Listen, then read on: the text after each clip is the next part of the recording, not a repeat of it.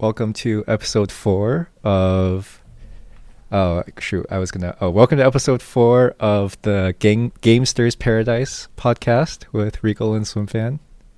We're still in the name trial situation. Although I am going to upload these pretty soon, so we're running out of time to trial more names. Maybe just one more. If we were to trial one more name, do you have a? Oh, I'll have to look back at the list. All right. But yeah, let's before you publish any of these, let's let's really pick something. Finalize it. Well, just doing it by audio, especially at this point, should be pretty easy to just go back and change it. So we're not even after publishing it, before we're actually branded and have listeners and stuff. It should be fairly straightforward to change, but yeah, if we're gonna get published on different platforms, we should get it all out ahead of time. That is true. Yeah. So how are you doing, fwimsan? Oh, it's been about a week since we doing all right. How are you? Pretty good. I just finished reading a soccer journalist died at the World Cup from illness, I think, non-COVID illness suddenly, and I just finished reading a bunch of tributes. So now I'm very, very sad. A non-COVID problem? Well, there's no cause of death given, but it's not like foul play or COVID or anything like that. It seemed just natural causes. So anyway, I'm primed to be depressed, and we're talking about Nintendo. So great. So it'll be a great combination. Of course. Are you a big? Do you follow the World Cup? No, but I replaced my Reddit reading with sports news reading. Oh, okay. Because I get pretty annoyed reading Reddit, and with sports journalism, it's really just a way to fill time for me on the toilet and stuff. But I tend to be much happier reading professional journalists, even about a topic I don't care about, rather than reading Reddit about a topic I don't care about. So. That makes sense. Yeah, so I don't really follow the World Cup or anything, but yeah, me neither. I did read. There's been a couple of good stories about soccer that come out recently. Speaking of which, one of the things, so we talked last time about potential segments. Actually, I don't know if we talked about it on the podcast, but so we had some. Yeah, I liked your first idea. The idea of what was it? The idea of playing a game between each week or between some number of weeks and then talking about it. Later. Like a game swap, like each other's games, or just any game. I don't know. Any of those sound good to me. Like game swap sounds interesting. Maybe we can take turns. So 1 week, I'll give you something, and then the next week I'm gonna switch. That sounds cool. I can see that. And playing something or just playing something that we talk about the next time. Yeah. One other idea was we could do that, but with something we read recently or learned recently. Something very similar, which is just any new information we came across. But we'll workshop that offline. Okay. Yeah, sure. I think it's always fair game to talk about whatever's going on in the news. Yeah, that's true. There's not a lot of good things going on in the news these days, but well, it's always kind of not at the top of the news anyway. That's one thing I really don't like about news, is that I really wish it's not really that they should publish more positive things, but I think it's I wish things that were less newsworthy made the news, and we focus on negative stuff. We over focus on negative stuff for sure. Focus on negative stuff, and we focus on dramatic changes, right? And it really, even if that's what's happening, it really, just reading it builds up this sense that incremental changes don't work, right? Which is a big issue. So I wish the news was different, but this is not a journalism podcast, so and we have a lot to get to. So let's take them down. Let's get into it. Oh, actually, no, there was one thing. Just to follow up on something from last week. You said something interesting last week that actually maybe it was 2 weeks ago when we did the podcast on speedrunning. Oh, good. Which was that you were interested in speedrunning games like Mario 64 or whatever, but the execution barrier was a high barrier for you, right? Because you feel like, well, you said you can't get your hands to move that way, which is a funny way, I think, of saying basically the execution barrier is too high for you, right? Or at least at minimum, you're not interested in grinding that kind of thing. It felt like it. It just felt like the competition also was so stiff, and the amount of practice and skill I'd need to do it, it's more than the stuff I want to run, I guess. Which, by the way, is a total Riot Games thing, right? It's like that's a very common mentality, and that's sort of the whole casual. Not saying you're a dirty casual, of course, but that's sort of the whole casual gamers debate, right? But I was curious, would you be interested in a speedrun that has extremely low execution ceiling, and what speedruns can you think of that fit into this category? Yeah, I don't know about that, because I mean, the stuff I'm running still has high execution. Right, that's what I was thinking, right? Because the impression I got was that you're running them because you like them, not necessarily that. Yeah, I like them. I mean, I like Mario 64 as well, but I do think there's something that attracts me to like the smaller group. I see. So I have a little more chance to find something new or do something other people haven't. And I mean, it is. I think Mario is like another level of execution on top of what I'm doing. Yeah. So, but, I mean, platforming, especially for me, is just 3D platforming. Yeah. Because, but I was thinking, like, it's interesting to think about, like, what are some speedruns that are like interesting? Because there are some speedruns that have low execution but are basically not competitive, right? Like, these tend to be mostly meme speedruns. Like, what's an example of that? Like get banned from Club Penguin % or whatever is the first example I thought of. Obviously, that's kind of an exception, but there's things like there's kind of a joke, but there is a Henry Stickmin speedrunning community, quote unquote community. And have you ever played Henry Stickmin or seen it? Feels familiar, but I'm not sure. Let me see. Yeah, it's basically it's just a choose your own adventure game. Like there's really no gameplay. You just pick options and you watch the cutscene unfold. And there's jokes and stuff. So that speedrun is kind of a joke because there's literally no execution, right? But it's also not competitive. And it's also like the correct answer is already known. Yeah, so you just memorize a list of like 7 answers, or you have them open and you just click them. Right. Yeah, I mean, I guess, that does sound pretty low execution. I'm trying to think of if I've heard about anything else like that, because it's not usually what you see. Yeah. I was thinking of I was wondering if there's any examples of speedruns which are low execution but also like interesting. Like the closest I could get was like some more modern JRPGs, because old JRPGs have a problem where like all the menuing's broken, so the menuing becomes high execution, right? Like because you can do crazy. Yeah, because you can do like bugs and. Yeah. Is that not the case in newer stuff? Is it more? I think it's generally like better, as in like more functional.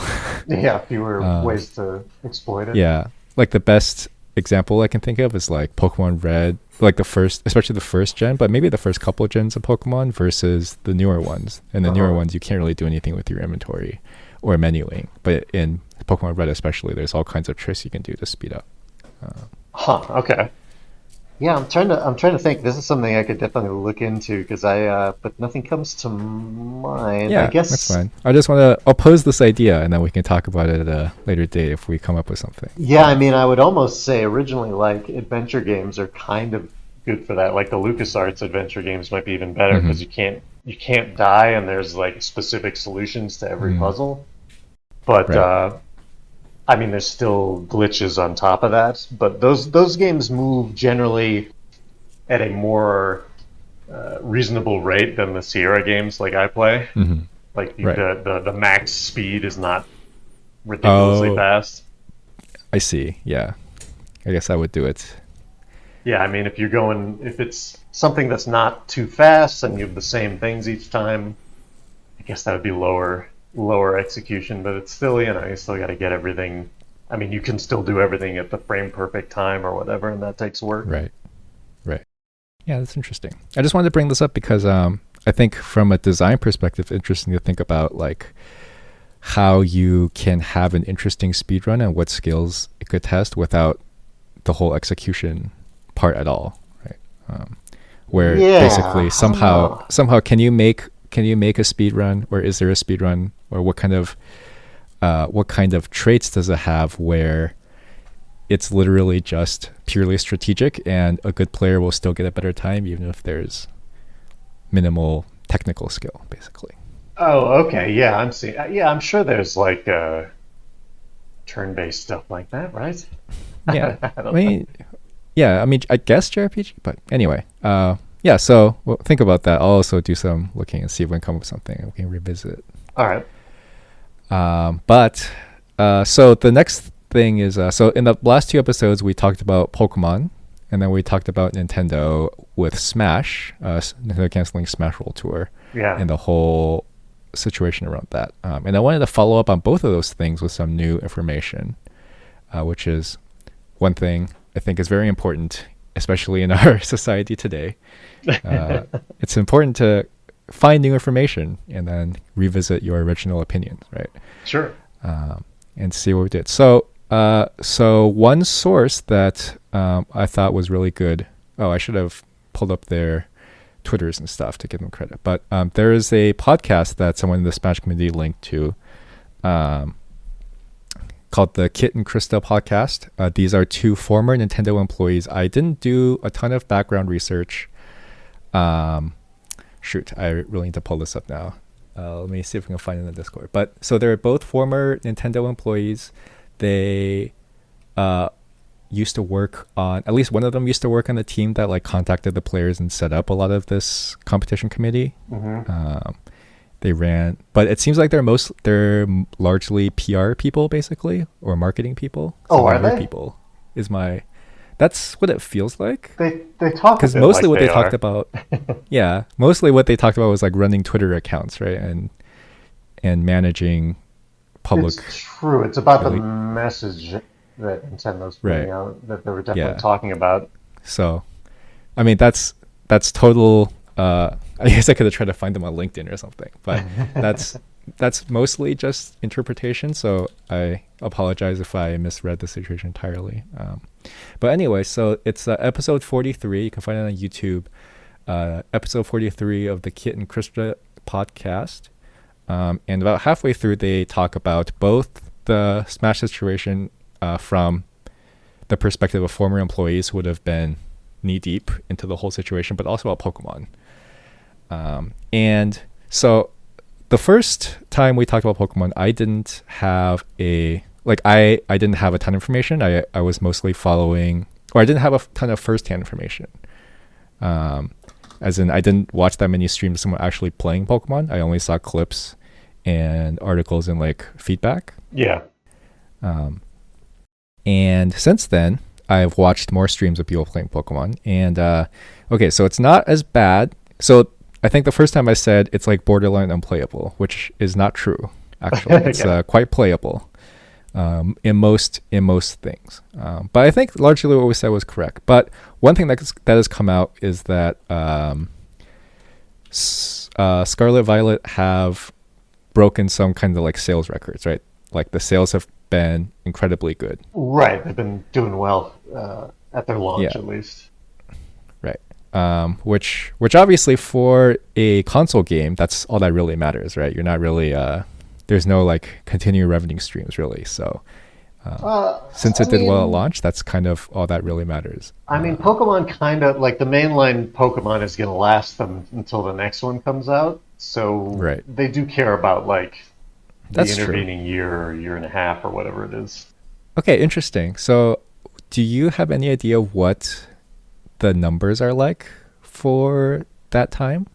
For them or in general? Well, in general, yeah. Because I'm guessing it should be industry wide. The trend should be kind of the same for this kind of like sequel based release, right?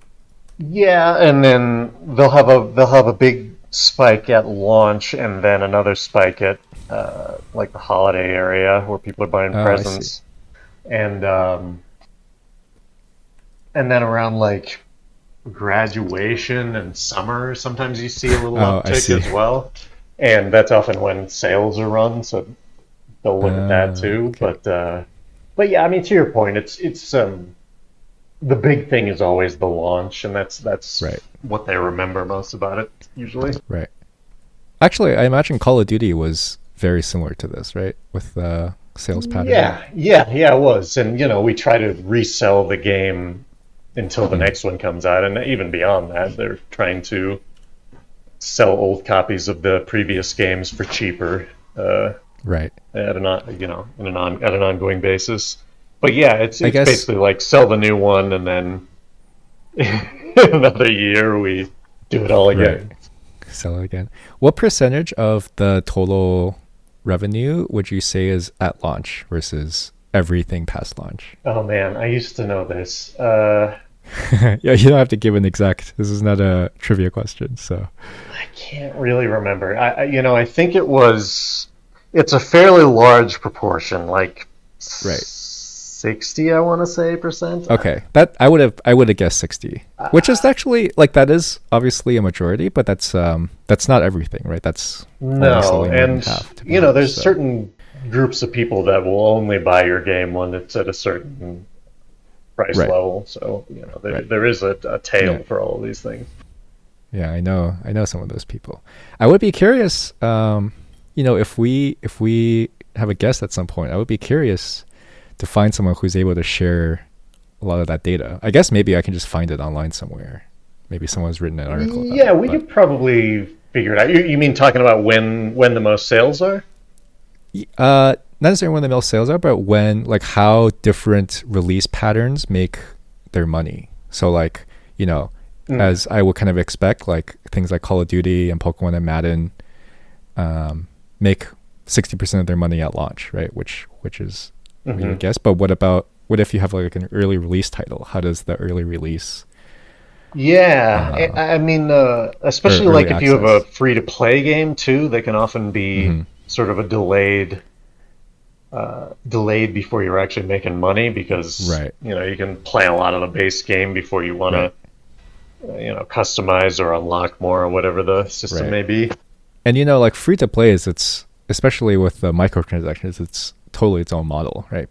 Oh Because yeah, the whole point is that you don't pay up front. Um, they get you yeah, later. But you can exactly. but with that model you're more like building up a continuous revenue stream rather than Yeah, and like with a upfront launch, you do a lot more marketing at the beginning and before right, launch. It's a lot like a movie, right? Like right, you want to market it like a movie to get people in there day one, sight unseen, like they want to, so they'll buy it. right, right, right, Whereas like a lot of free to play stuff, microtransaction stuff, you can it's more of a slow burn. Like you can uh, people can have more time with the game before they decide if they want to offer things, you know, right, or buy things despite whatever marketing you might do. I mean, there's still always going to be people that are excited to do stuff at launch, but right, it definitely was a different shaped sales graph for something like right, League of right. Legends.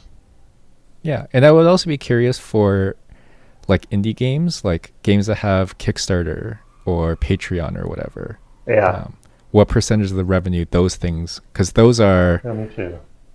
right. Those are like kind of marketing, but and kind of the game, but not really either. And I'd be curious, like how much revenue those that actually makes up, I whether it's mean, sustainable. again, I think it depends on what kind of game it is and how they're Right. charging, but I think it's pretty similar. I mean, they still would spend whatever marketing they did or could at the beginning, or Right. I know some. I don't. I think it's if you can afford to do it. I think it's actually not a bad model to slow roll your game a bit. Like have a soft Right. launch where you work out a lot of the problems before you really push Right. the marketing, Right. so that there's not like people sharing the videos of Yeah. Yeah. everything looking shitty. At the same time, I wonder if because like a lot of the same people that and we're totally off topic, but I think this is interesting. A lot of the people that are really excited about a new launch, right? Like who will play a new game. If they play the early access version and it's not good, then they might never come back to it. Right? Yeah, it's true. So sometimes they make the strategic decision to be like, well, we can't show this off because it sucks, so we're going to trick as many people as we can into buying it ahead of time. Yeah, so yeah, it'd be interesting to get more data on that and see what it looks like. Yeah. But anyway, so back to Pokemon. I've just looked up this, the Kit Ellis and Krista Yang. Yeah, it looks like they were both formerly public relations people. Yeah. Okay. They talk like it. They seem like it to me. Yeah, they do. They certainly do talk like it, which is not a bad thing. Someone's got to do that job. But, well, you know. But yeah, anyway. Yeah, so they mostly talk about the Smash thing, but they also did talk about Pokemon. And I think what they said was really interesting, which is... So Nintendo did release a patch, and they did also acknowledge all the problems that the community had, which obviously from the outside seems obvious, but I guess from your perspective as a former insider, like actually for a big company actually acknowledging there are problems, is that actually a big thing? Like, does that mean something? It depends. It depends, right? Like, I guess it's to what extent did they acknowledge? Did they just say, "Hey, like, we're aware that there are problems with it"? I think it's pretty much that, and they also said they will fix some of them, and they have fixed some of them. We'll fix some of them. Yeah, I don't know. I mean, I have a very low. There's a very low bar that you have to reach at this point. But. Yeah, I mean, it depends. Like, I know a lot of companies, like Activision, again, as an example, that they probably would, message their very online community about that, but it's not like they would do much more than that to do, like, a mea culpa. They just focus on fixing it as soon as they could and trying to sweep the story under the rug.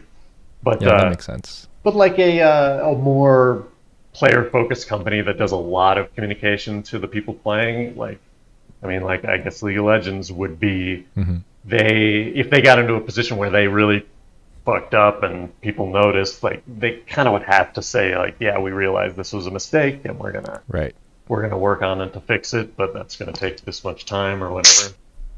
And I think that's generally better if you want to have your like core community really trust that you have the best interest in mind. Admitting that you're wrong is a good thing. I mean, I certainly think so, but capitalism generally doesn't. Yeah, I mean, the other way of going is like, no, we're just not going to draw attention to this, and the people that are mad, we're just trying to limit the reach of what they say, And like that's sort of like, that's not really by accident, right? That's like by design, if I understand correctly. Like some execs truly believe that like the best thing to do is just to not communicate anything ever, and it could be, and I mean, especially if it's a case of like, we've already spent enough money on this game and we're not gonna really fix it well. That's true. Like we don't need to make a little PR push about how we're gonna fix it and then for it not to be fixed. Right. That makes sense. I mean, PR people have to get paid too, I guess. So. But yeah, anyway, so Nintendo's stance, which the podcasters seem to be surprised by, positively, was that they're actually acknowledging that they had an actual problem and they're fixing it despite how well it's doing monetarily, right? Which is positive, I think, for everyone involved except maybe for the execs, and I think bodes well for. I mean, it's better than the alternative. I don't know if it bodes well for the future because they might just do this again and say they'll fix it again. But yeah, it's. I guess my main reaction to this is that when it comes to Nintendo, I mean, this isn't. I guess this technically isn't their first-party developers, but it's. Is it? I guess it's. But it's one of their major brands, right? So. Yeah, I don't think Game Freak is. Well, what do you mean by? I guess I don't exactly. Are they like fully owned by Nintendo, or is it like a? I don't think so. I think Game Freak is technically separate. Well, in any case, they care about this is one of their like IPs that they care about and that the Japan office is going to care about. So I think it makes sense for them to run some interference in terms of doing some PR around the fact that they realize obviously there's problems with the game. I'm curious how it's being done in Japan too, like how that's being addressed at all. Because it's a good question. All the changes are coming out of Japan, right? That's a Japanese developer. Yeah, it is a Japanese developer. That's a good question. I wonder. So probably if Nintendo of America is saying that, then Nintendo of Japan is saying that. Yeah, like I would assume it's a unified message, but I don't actually know. And I wonder if the backlash is as bad in Japan, because I do know one thing in Japan is that there's a strong culture of like, there's this idea that devs can do whatever they want, and like they have more as a consumer, your role is to like accept it or not accept it. Like you can just choose not to buy it, but your role is not to like ask for changes or ask for it to be better. That's you're buying a dramatic oversimplification, but I mean, honestly, I think that's kind of an interesting cultural difference. And honestly, I think their point of view is more realistic, but in terms of how companies are really going to treat you at the end of the day, but right. It is something at the same time, like. I was gonna say, just at the same time, like it is more realistic from an individual level, but if enough people make enough noise, then the company has to do something, right? Which I mean you can I mean it's happened, if enough people push back, it can change what the company does, but I guess I'm just saying at the end of the day, these are companies driven by profit first, so it's weird to say, but they don't really care what you have to say, except when it comes to long-term profits. Right. And I think we try to believe that brands have this other perspective about the people who buy their stuff than there really is. I guess I'm trying to say. Yeah. That's that whole like, oh, our company cares about you, and we really want to know your opinion and your feedback. That's marketing. It's not really what they really want. This is what I'm saying. I'm getting cut off track here, but no, that totally makes sense. I guess I would say that a lot of the time it's not quite as binary. Like I think that's true from the company perspective, but. For any individual in the company, they might care, right? Like I know we've talked about this before. Like sometimes a community manager really cares, or developers see the comment and really cares, right? Yeah, I mean, a lot of the people I worked with, a lot of people who work in games, like really are passionate about it and really care about how people receive their stuff. Right, but when you kind of homogenize everything into a company, the company doesn't care, right? If you like. Treat it as like a capitalist entity.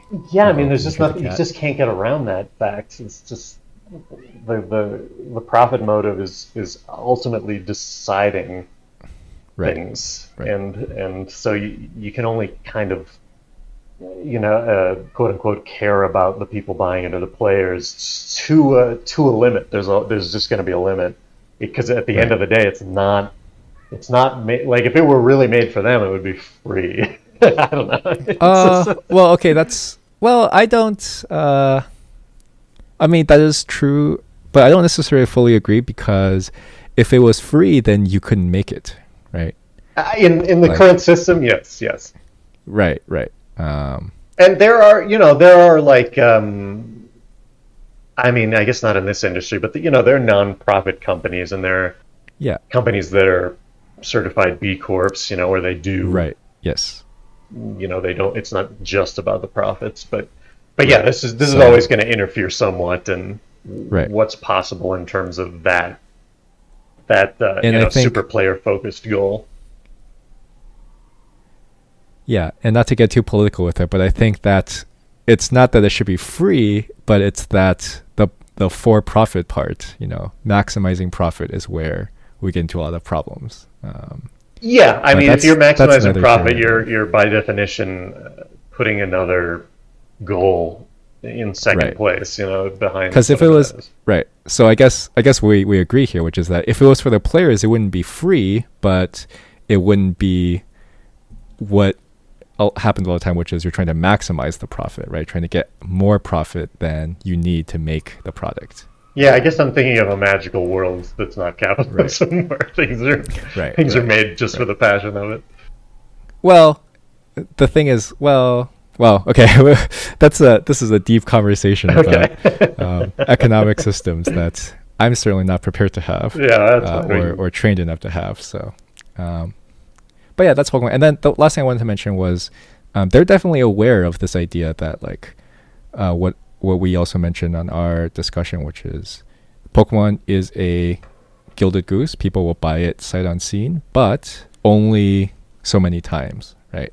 I think they said there's good reason to believe that the impact from having a bad game may not show up for this sales, but it'll show up, and may not show up for the next sales, but it will show up down the line, right? And I think so. This does have long-term and like brand quality implications for sure. Right. Even if it doesn't hit them right away. Right. And that's, long term is always a problem when you deal with execs, I know. But are there big actual competition to Pokemon games, specifically that genre?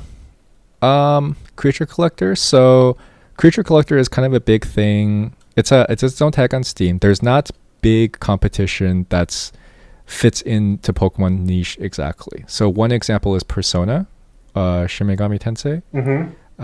Is very similar. It's sort of a creature collector type of game. It kind of scratches that itch if you want that experience. It's actually the creature collection part is actually deeper than Pokemon, I believe. That's just in Shin Megami Tensei though? Yeah, okay. That's all Shin Megami Tensei games. But the niche is very different because those are very adult, not like adult, but very like R-rated games, right? Like bad shit happens and it's like people die and stuff, which is definitely not. Pokemon is definitely a kid's game first and foremost, right? And there's like indie games that come up once in a while. These are mostly like true indie games. Like there was one like Monster Sanctuary, which was popular a few years back. But no, there's definitely no AAA competition that I know of that fits into Pokemon's niche exactly. Okay. Yeah, so that's another thing, right? Like because there's no direct competition yet. Well, actually, there is one more thing. Gacha games do fit into this category, but the target audience is so different that I guess it's not really worth talking about. Wait, say again? Gacha games are gacha games kind of fit into this category of collecting, building up a roster, things like that, right? But the gameplay usually is so different, and it's not like Pokemon is made to be a single player story experience, right? I guess there's other games that sort of scratch the collection itch, like card but nothing, definitely nothing that fits into much of the niche directly that I know of. So yeah, I mean, it kind of feels like it can be a genre in and of itself, but they sort of dominate it. And maybe one day they'll change. I mean, I guess if they lower the quality, sometime they'd be open. Yeah, they leave themselves open to it. Someone will quit the company and make their own company, right? It seems like that's what usually happens. So yeah, but no one's hit it as big as they have with that Pokemon. Yeah, as much as everyone loved Digimon. That's true. Digimon is making the IP is active again. They made some new games recently. Yeah, I guess they must. Yeah, I wanted to try one of them. Yeah. Have you played any before? No, I have not played any Digimon games, but there have been two that have been highly rated. One that came out recently is Digimon Survive, which I'm really interested in playing actually. And then there was one before, I don't remember the name. It was like 2 or 3 years ago. That was just like a Digimon adventure game that was also highly rated. So. Oh, okay. So they're getting something. Yeah, so there's something. I mean, there's definitely a desire for competition, and the competition like at least gets good reviews. I don't know about sales, but and I mean the pocketing, the marketing machine, the money they put behind it is huge. Yeah. Okay, so that's Pokemon. Let's talk quickly about Smash. Well, it's not going to be very quick. Okay. So you watched the podcast too, right? For the whole Smash section. Yeah. So I just want to summarize a little bit of what they said. But basically the general sentiment. So basically the important parts were from their perspective, which I thought was all very interesting. From their perspective, what Nintendo should do and how its relation to community as it is obviously doesn't work, which basically just confirms what the other side said. And obviously no one at Nintendo will ever speak on this. And to be clear, I'm not going to get into the details of what's come out since then. There's been more drama and stuff. I don't really want to get into everything that's happening in the community and what the fallout is and what's been canceled. I just want to talk about it from sort of a company perspective, from sort of a how can we do better perspective. But basically the conclusion was like Nintendo's so protective of their IP that this team that they were on that was made to work would never, like, fundamentally couldn't work. This competitive team? Right. Yeah. No, I think that's true. It sounds like they were not. Yeah, I mean, they weren't set up for success, right? Like they definitely were there because they thought they needed a competitive team, but it seems like either the bosses at Nintendo of America or in Japan were never really going to prioritize an official tournament, and in the meantime they're just going to shut down everything else. Right. And they were fundamentally a marketing team, right? Like that's kind of the way it was conceived. Like is this that the case? team. I didn't get that from the discussions. I guess that's my interpretation from outside information and from what they said and what their roles were. We can talk a little bit more about that, but that's kind of my read. And again, I only have no one on the outside has much information, so that is definitely speculative. Yeah. But one thing they said that was interesting was, okay, so one of their goals for Nintendo was to control what their IP is next to and control the messaging, right?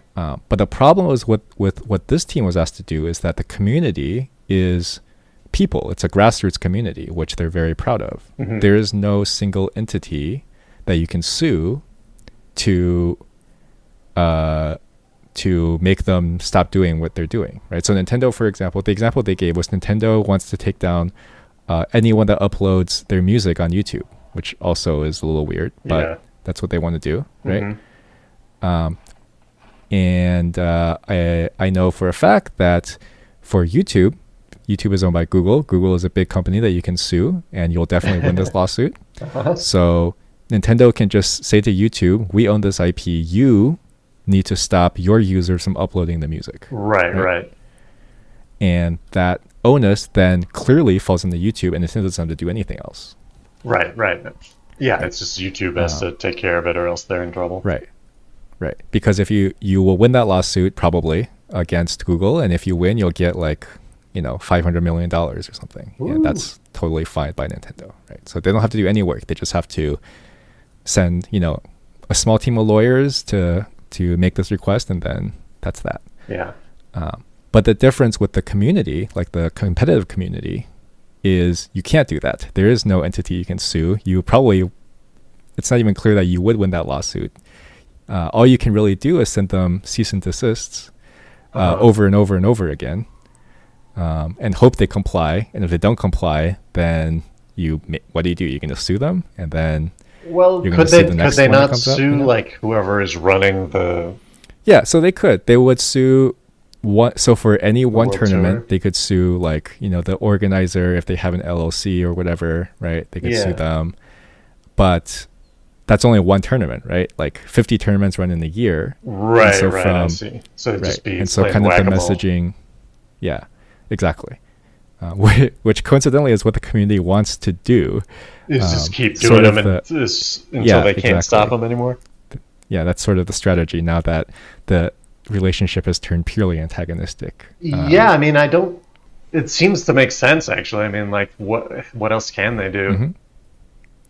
I think that is just what it is. And the important thing is, like, for the members of this team who are focused on, again, speculatively focused on marketing the product,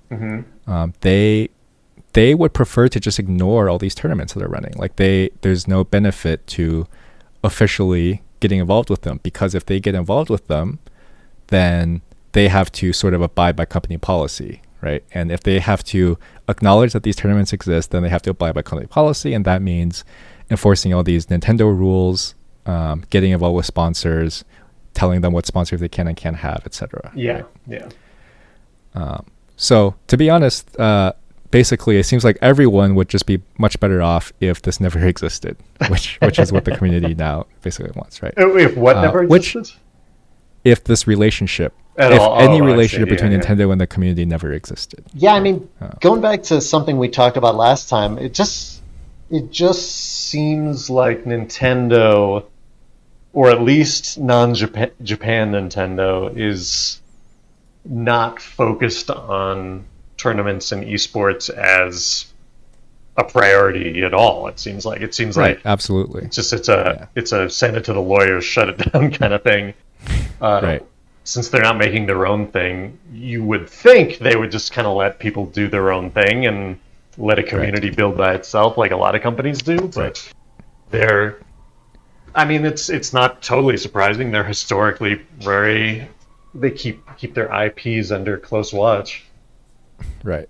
It's Nintendo and Disney, right? That's kind of, those are the two companies. Yeah, I mean, those are the big ones. Big companies that still fall into this category, and that's a common comparison that's made. And, I think it's unfortunate. Like, I think again, like we mentioned last time, this is one of those things where both, quote unquote, the right thing to do, or at least what most people consider to be the right thing to do, and what would make more money is to not do this, right? But yeah, it's one of the rare times where those things intersect, right? Like, and the cost of making sure, like all that stuff you said of, all right, we're going to officially license this thing and make sure they use the right branding and don't do this and don't do that. It costs a lot of people to manage that. So I think they're just like, nah, it's cheaper to just send letters, shut it down. Right. Well, that's not cheap either, right? Because of the whole grassroots thing, right? Because you can't just have one team of lawyers. You just have to keep sending them over and over again, and then. Yeah, but I don't know that that's overall, a lot of extra work. I think if you're talking about just sending cease and desist letters and calling, right? They can just do. I mean, people can do that all day. I think. I don't know that it's that much more onerous to when they're, all the communities doing their own thing separately. Yeah.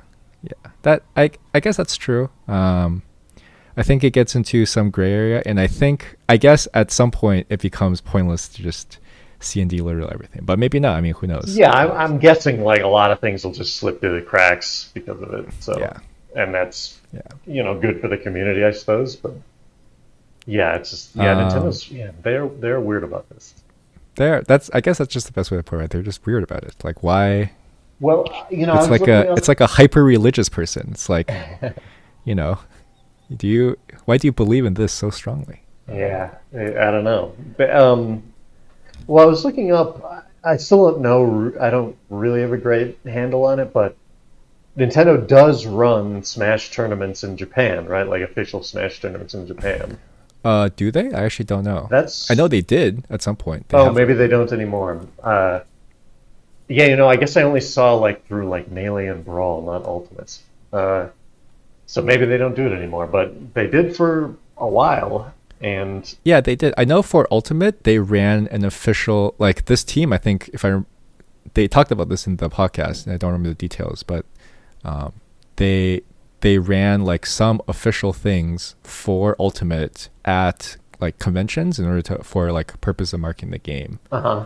And that was official Nintendo stuff, and that was like one of the first times. So I don't know if and it could someone just thought that was a good idea, or it could be they feel they have a handle on it for Japan, and maybe they're just not feeling like they should do it for the world or America and Europe or whatever. Yeah, totally.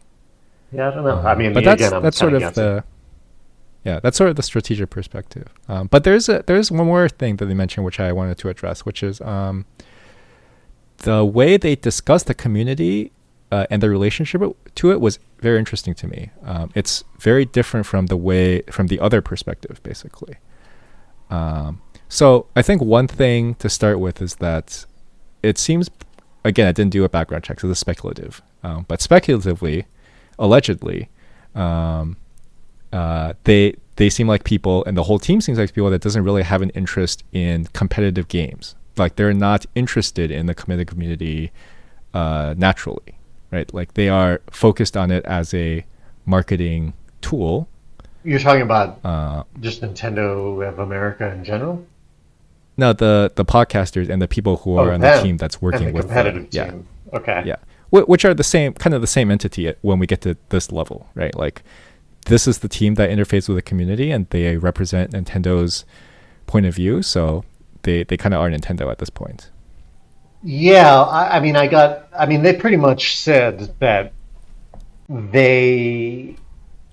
the team itself may have wanted to do just never lined up with what their bosses were letting them do. Right. And I think that it seemed like it was a very frustrating position to be in. Right. Yeah, which, for sure. Of course. Sure. And you do see that not infrequently in games where there's like, hey, we're gonna a bunch of the employees or one director of this or that wants to spin up this team to try something that we think is really important, and they may only kind of have the tacit approval of the higher ups, right? And they're like, well, maybe if they can turn it into something, we'll do something with it.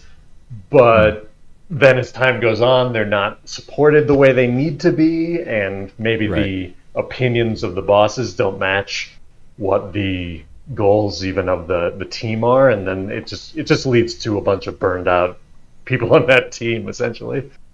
Which sounds like that's what happened here. That's very interesting, actually.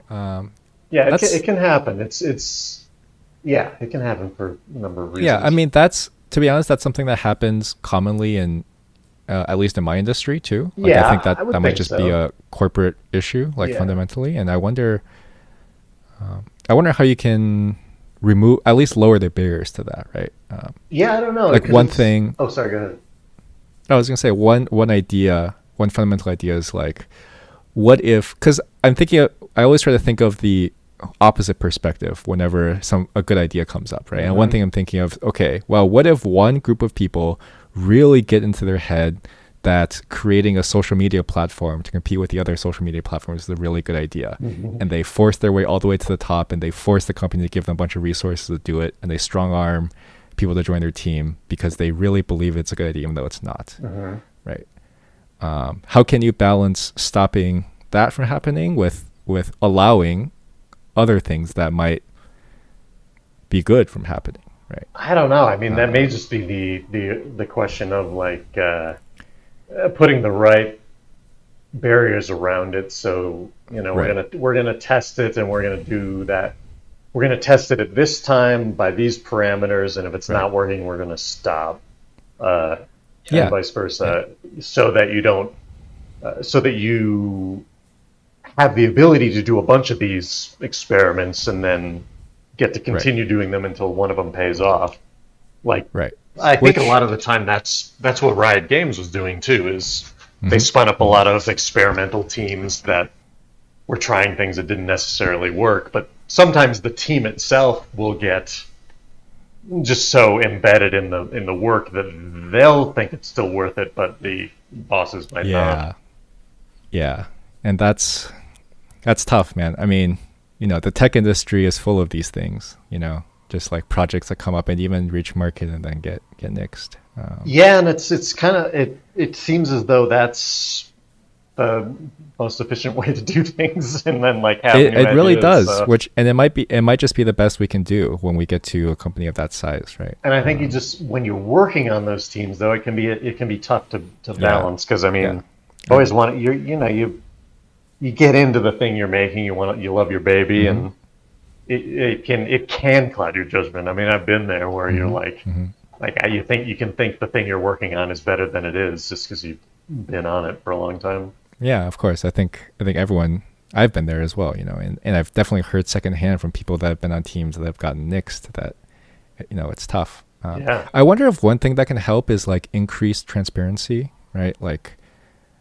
I think transparency needs to stop when your company gets to a certain size, unfortunately, but I wonder if something like taking a wider poll of the company and sort of making it a priority to make sure that everyone in the company at least everyone that wants to know about why things are happening and how things are happening know and can find out more information, and then sort of taking a temperature from people outside the team of whether they want this to continue, rather than keeping all that stuff, including some of the financial stuff, behind closed doors, which seems to be the norm. And maybe there's legal reasons for that.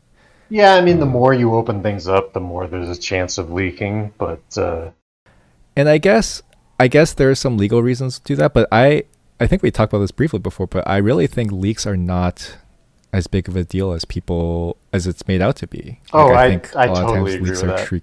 Yeah, leaks, especially like financial leaks or new product leaks, are treated as if it's like the end of the world, and I really think that doesn't need to be that way. I don't think it really is that way. I mean, maybe financial, there's some like serious issues with like insider trading or whatever, but yeah, I guess if you're like leaking, I mean, well, even that I'm not sure is that huge of a deal. I mean, I at least Gamer News makes a big deal out of it, and people commenting online seem to be like, whenever a leak happens, they're like, oh, look at this huge fuck up. These guys, this is really going to set them back. And, oh, the game looks terrible or whatever. And it's like, yeah, every game looks terrible until it's done. It's really, you know, I don't know if you've seen a game be developed. It's not until the final month that everything looks at all polished.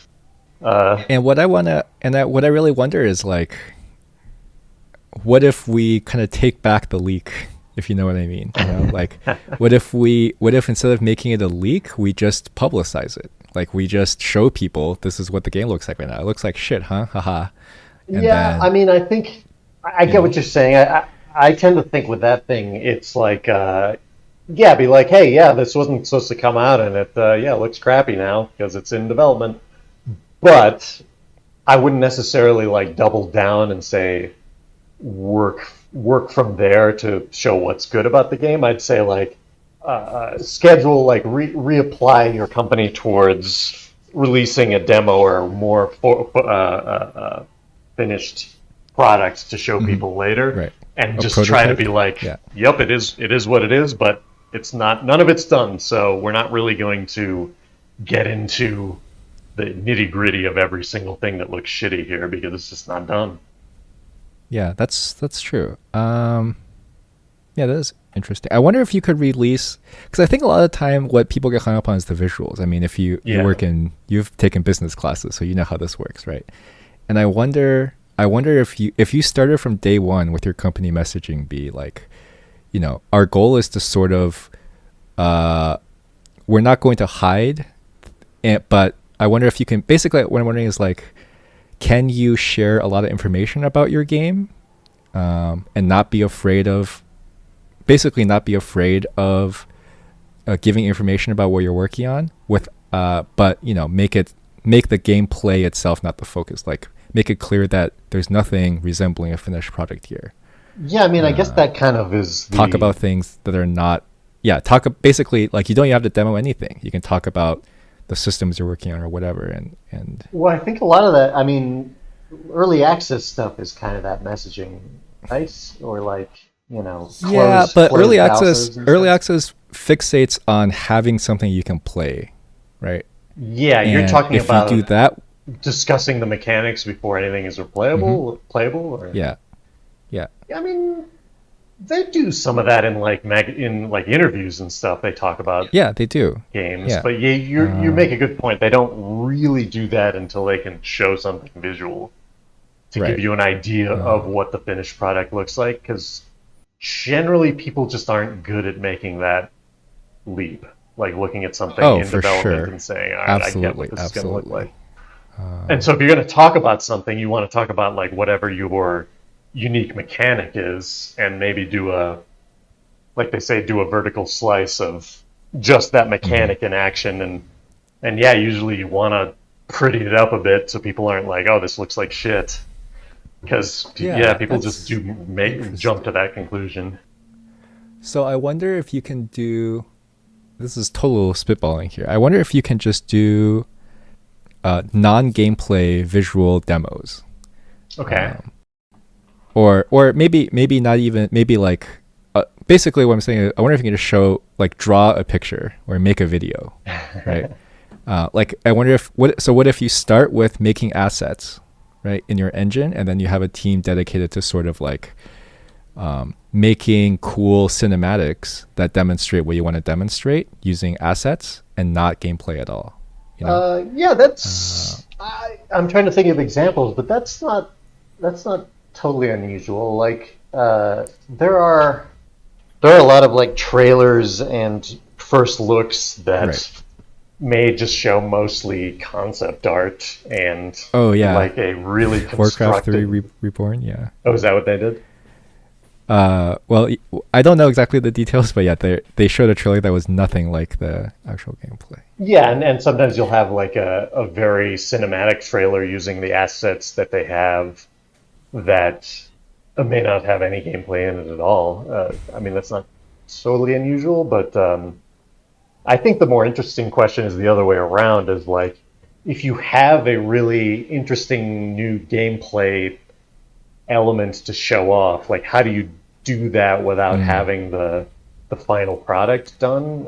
Like finding ways to demo that is interesting to me, but This sounds like an interesting engineering problem. I can think of some high level concepts that can help. I mean doing a Um, total split, like doing a total vertical slice, doing a demo version of your game, yeah, it takes a lot of work, extra work. yeah. I think that's not feasible. And the other thing is like I'm interested in this from a perspective of making it content, right? Like Like just making it a revenue stream almost. okay. Like your every week you post a new monetized video on YouTube showing your progress update or your new concept art, right? Hmm.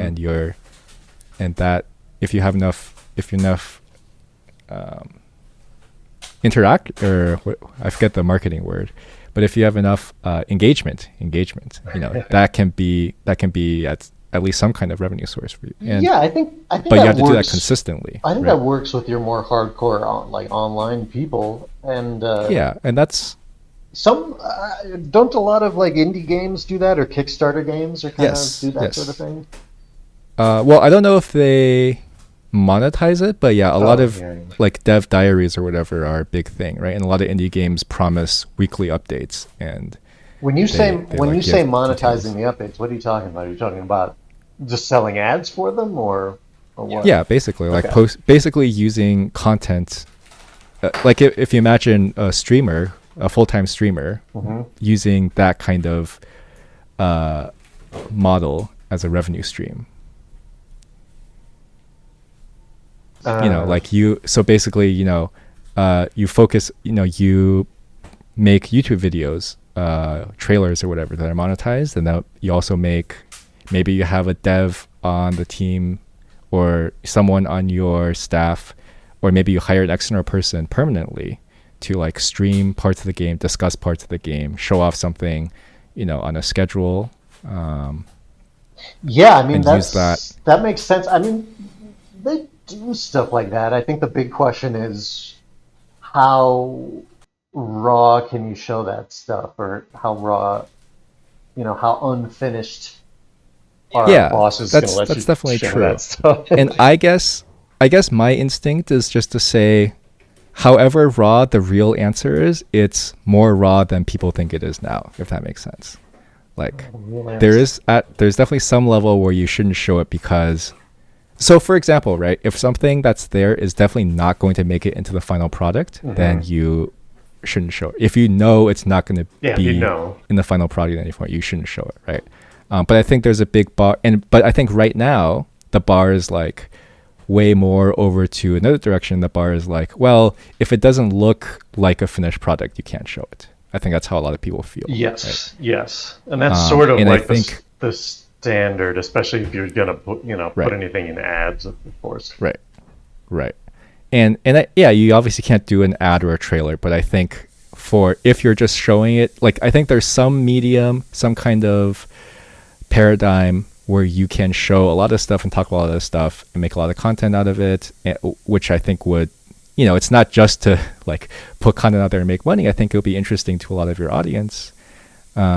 But there is some paradigm where you can make content out of it and show it, and I think that line is somewhere in between those 2 points. Yeah, I think I That's my agree. instinct. I think Yeah. the one of the questions that comes up is the earlier you show stuff, the more likely it is going to change, and the longer you will have to spend money paying for the person putting it out and creating the assets and all that stuff. So Right.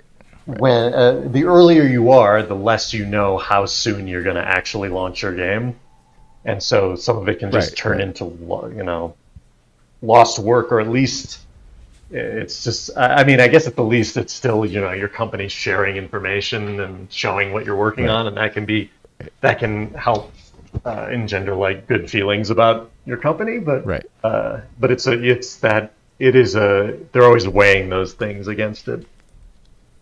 Yeah. And I guess there's two like serious potential issues here, right? One is this kind of like one of the great things about having, if you just want to experiment with something and then can it, I think we talked about this before too. It's much easier if you don't show anyone that, right? Yeah, just use your own And company to do it. yeah, and it's especially much easier if no one has used it, and it's especially much easier if no one has paid for it, right? All of those things make a huge Oh, yeah. difference once you cancel something. Yes. So once you show something, even if you tell people that this is an experiment, I mean that's not going to help, right? Like if you cancel it, people that want it are going to be unhappy. Yeah. And the other thing is like sometimes you have to make decisions where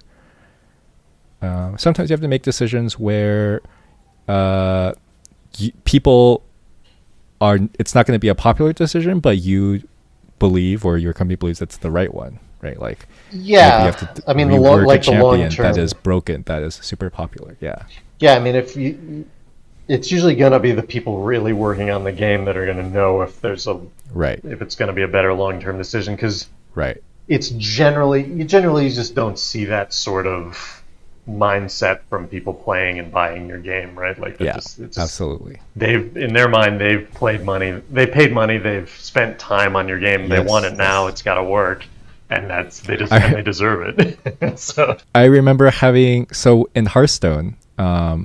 I remember, I forget what card. I think it was Wild Growth, or it was some like super broken Druid card. mm-hmm. I had a conversation with someone who played casually at work, and they were like, "Yeah, I quit Hearthstone when they nerfed this card. Like they said it was too broken. What did they know?" I was like,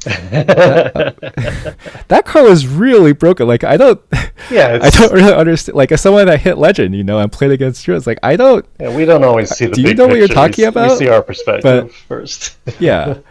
Right, but obviously they don't care, right? And I totally get that. That's a thing. And yeah, if you put stuff out there and then you have to make a decision, people are going to get mad, and you have to. Yeah, I mean, you and I uh, discussed this a little bit separately from the podcast, of the way that League of Legends approaches things is to say that, hey, our game it will never be balanced. It will never be done balanced. Everything can be changed, and everything will be Right. changed, because we were going to make new things all the time. So you as a player should expect that no matter what champion you have, it could get better or worse at any given time, and that's part of the game you got to deal with. That Yeah, said, yeah. people do get attached to their champion, and if it gets nerfed a couple times in a row, some people do quit over that. But I did. you Yeah. did, yeah. Oh, there you go. Well, I didn't quit, but I was very upset, and yeah, I agree. I can see both ways, but I think you raise an important point for what we were just talking about, which is, I think there is some point where if you understand the vision of what you want to do with your decision making process, and in this case with your transparency, your level of transparency, there is a way to like set expectations, make it very clear what the expectations are in the beginning, like you said with League of Legends, right? Like if you make it very clear and you're consistent with the message that your champions are going to get nerfed, I think there is a Or way buffed. to sort of, oh yeah, or buffed, right? Exactly. I think there is a way to sort of basically create an understanding with like the majority of your community, right? Where they understand what the deal is. Yeah, with You the basically, hardcore it's like a people that are contract, like right? Like, used to buying your stuff. Yeah, for sure. yeah, and I don't know if it's necessarily really hardcore, but people that are like well, I guess it's a separate conversation, but like, yeah, what kind of people would be okay with this? But, I think most people are generally understanding, right? As long as you're consistent and you're clear about what the what the deal is. Yeah, I mean, I think you can overcome a lot of that stuff. yeah, I totally agree. I mean, that's so. I mean, one of the things they say in marketing, I feel such a douchebag, but one of the things they say in marketing is our job is basically setting expectations at the end of the day. Like, Right. if you don't say we're gonna buff and nerf champions for the first months of marketing your game or releasing or people buying stuff, they'll feel cheated or caught off guard more when it happens, right? Like you're saying. So, and that kind of applies to just about anything that could be perceived as surprising. Like, you want to get in front of that stuff so people are like, it's like, yeah, it kind of sucks for me, but I know they're doing this, and I know there's just as much of a chance that next week my guy could be buffed. So, Oh, and that actually reminds me, like, since they succeeded in always launching something or patching something every 2 weeks, I'm pretty sure they made an effort to always have positive and negative changes. So, like, if one person is buffed, someone else is going to get nerfed, and vice versa. So it doesn't feel like we just nerfed 10 champions across the board this week and that's it, because that can feel just altogether bad. Right. Yeah, I totally agree with that. That gets me into one of the things I put on the list to talk about in the future is power creep, and I think League of Legends, which I think is something that's commonly a term that's commonly overused and also not nearly as scary as people think it is. But that's for the future. But that kind of happens, right? If you're constantly putting out so in Dota, and I think this applies to League as well. One of the things that Ice Frog, I think now it's a team, the dev team does is, like, sometimes they know it, like, it feels pretty clear, like they know that a champion or a hero in Dota is good, but people still aren't playing it because of preconceived notions. Like, people just aren't trying it or aren't doing the right thing. What do you mean preconceived notion? What do you mean? Like the champion, the hero used to be bad and got some change, right? And but people still aren't playing it because it used to be bad. Okay. Right? There's this notion that it's bad, and not enough people are trying it to discover how and where it can work and spreading it through playing with it. So what will happen in a lot of changes is that these heroes will get like tiny buffs just to keep them in the patch notes so people see them. Interesting. So they'll be like, oh, you get +1 strength or +3 strength or +2 damage. Yeah. And then, which are very tiny buffs, but it seems pretty clear that the point is just they are confident that the changes they made some time ago are enough for this hero to be good, and people just aren't using it. So they just want to keep it top of mind. The purpose of the patch notes is to keep it top of mind and get people to try it. That's interesting. That's just something you noticed playing it? That's something the community talks about. Okay. It's something. It's kind of a meme almost, but yeah, that's something the community talks about. And what usually happens is one of two things. One is either the buffs add up, or they were right and the hero becomes broken, or they were wrong and the change they made is actually useless and it gets reworked. Right. So at some point they give up and they're like, okay, fine, you're not going to do this, or it just isn't good. We'll give up and try something else. Yeah, I mean, or it's actually broken. That sounds like League of Legends as well, somewhat. Like, if something isn't landing and people aren't playing the champion as much as they think it's good, they'll probably still change it to At some point, you have to. I guess that gets the one thing which I have been thinking a lot about recently, which is like humans are terrible at predicting the future, and you just have to accept that at some point, right? Like, at some point, the results have to override no matter how good you think your process is, at some point the results do have to override. Yeah. Okay. So we got off track, but I think that was a great discussion. I have more stuff I want to talk about this, but we can save that for next time. I want to talk about randomizers since we already cut it from last time. do you want to introduce what randomizers are, or do you want me to do it? I'll give it a shot. So, All right, go for it. a randomizer is currently it's something that's typically made by the community of a game. It's essentially a mod that changes values in some ways to make the game new each time you play it. So it basically for example, you can randomize the characters you start with or that you have in your party in an RPG, or you can randomize the items that you pick up. The locations can be completely switched with one another, so that it gives you essentially a totally new path through the game, even though most of the solutions and paths are going to be similar. There's going to be new random alterations to your gameplay that happen each time. So it basically the idea is to give it sort of an unending replayability to your game.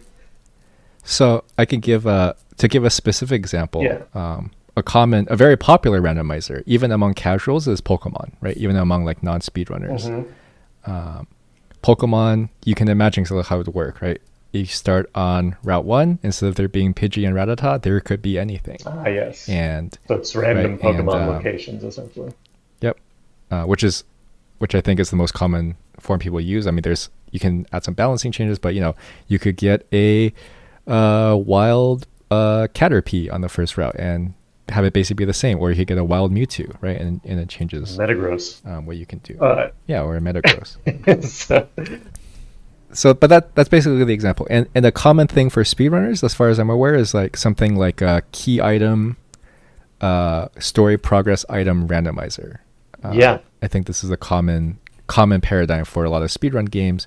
These are normally single player games like JRPGs, for example, or like Zelda games, where instead of doing, so a common one I watch a lot is Link to the Past, where it's like, okay, instead of the first dungeon always giving you the bow or whatever, or the bomb bag, like now it can give you a random item, right? So now you have to know, okay, to get through this dungeon, I need these items.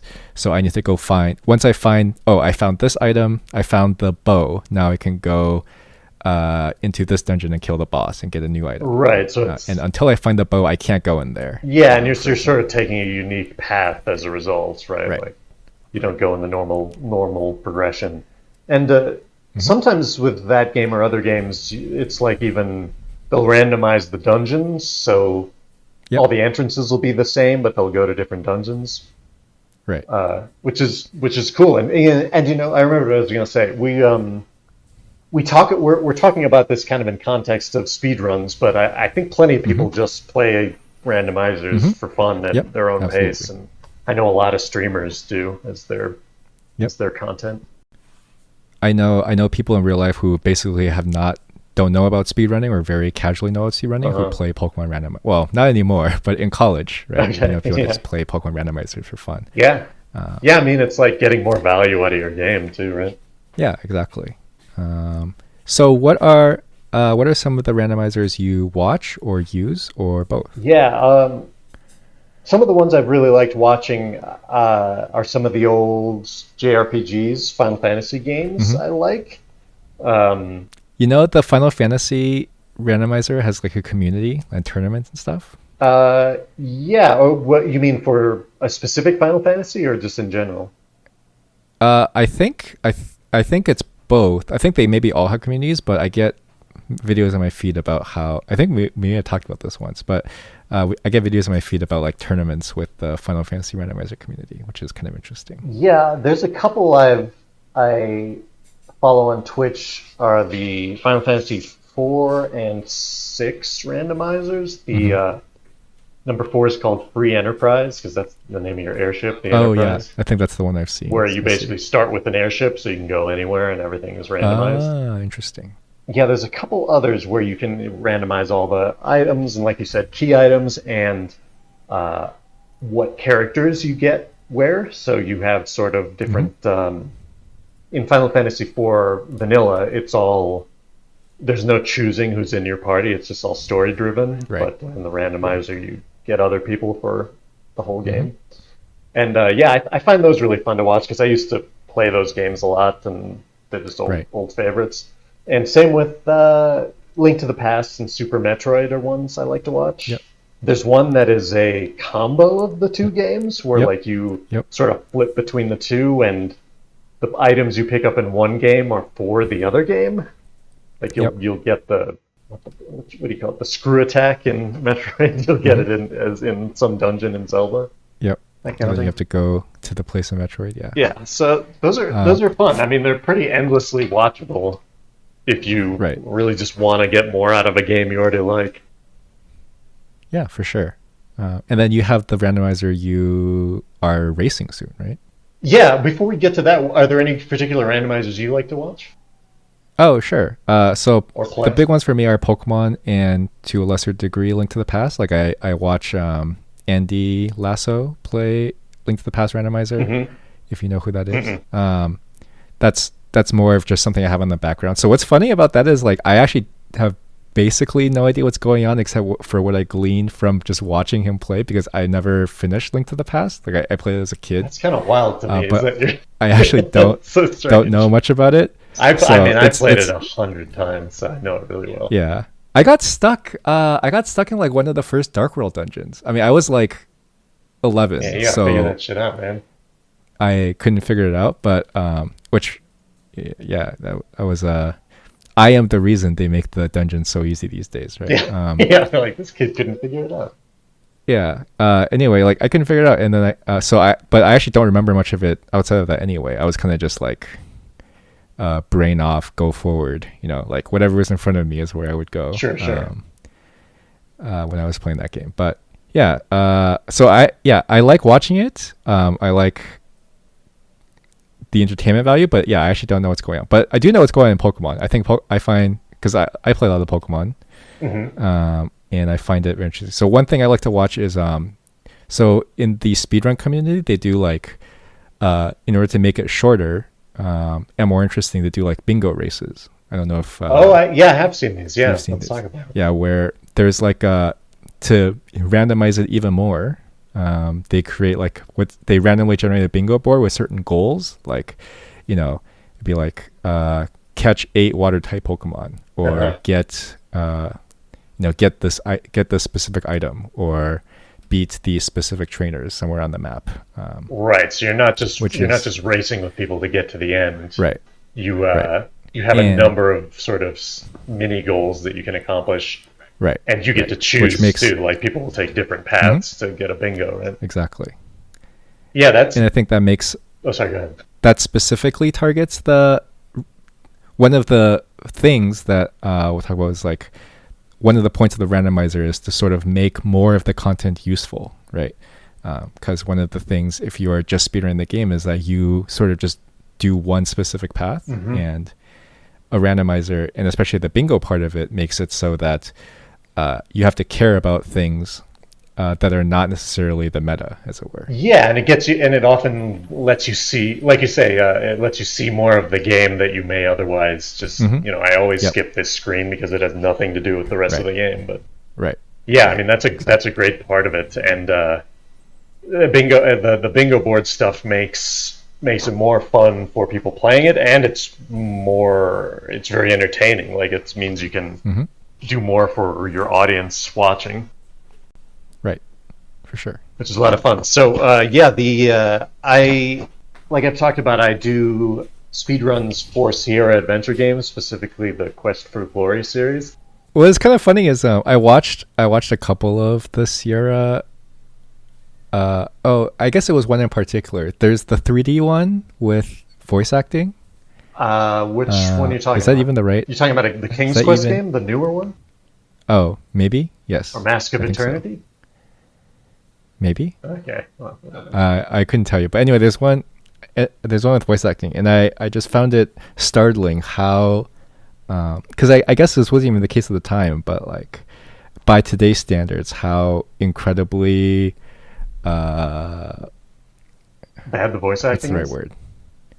Not necessarily the voice, but the story, like the storytelling is like so over the top, generic fantasy. It's like almost funny by today's standards. King's Quest is a lot like that. Yeah, I mean it's all okay. It was probably King's Quest. It's intentionally. It's just it basically takes whatever public domain fairy tales there are and puts them into their game. Like Oh, I see. that's what King's Quest is. It's a mashup Okay. of fairy tales and I don't know, like monsters from lore and shit like that that are I see. public I see. domain. Like they usually don't have a lot of stuff that's purely created from whole cloth in those games.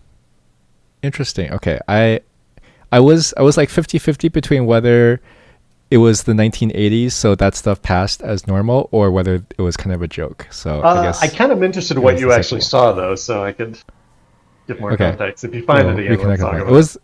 It was a one short eye video. Oh, okay, yeah. Oh, so one of his So speedrun things? yeah, yeah. Yeah, I wonder. But anyway, what were we talking about? So we talked about bingo, and then Oh, you're talking about Quest for Glory. oh yeah, so Quest for Glory. So The randomizer. so pretty recently, a community member of the speedrunning group made a randomizer for the game for Quest for Glory One, the original, Hmm. and all it does is randomize all the item locations because that's basically the core of any adventure game is Right, finding things and combining them and using them. Uh, right, and he also, just to keep it even, just to add more depth to it, he added a bunch of extra options that changed the game slightly, and also added a right. few more item locations to just give you more places to look essentially, and create more paths for you to take. And I've been playing quite a bit of that, and I'm actually going to do. There's a marathon called. So there's a marathon called Questing for Glory that is Okay. run by RPG Limit Break. Yep. That is actually about RPGs. It's all RPGs and Hmm. JRPGs and such.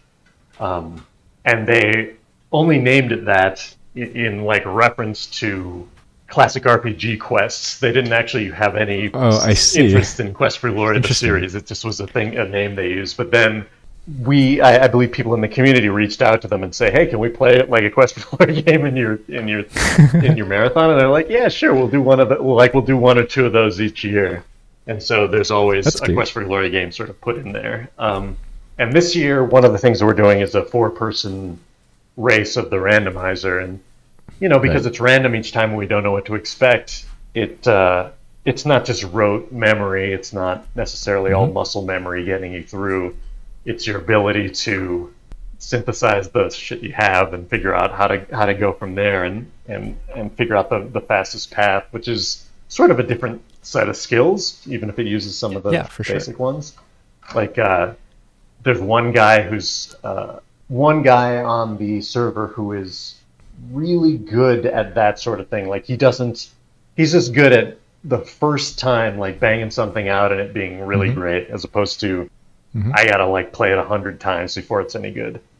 And so Right, he's good at these things. Like he always wins these randomizer things. right, right. But yeah, we're gonna be playing that. And speaking of the bingo, there's also they've done a couple bingo races with the Quest for Glory games as well. I think one, Nice. two, and three, and those are a lot of fun, especially since it's a story-driven game, and there usually are a lot of side things to do that aren't required. It gives you a chance to show those things off, which is Right. fun, and to learn them yourself.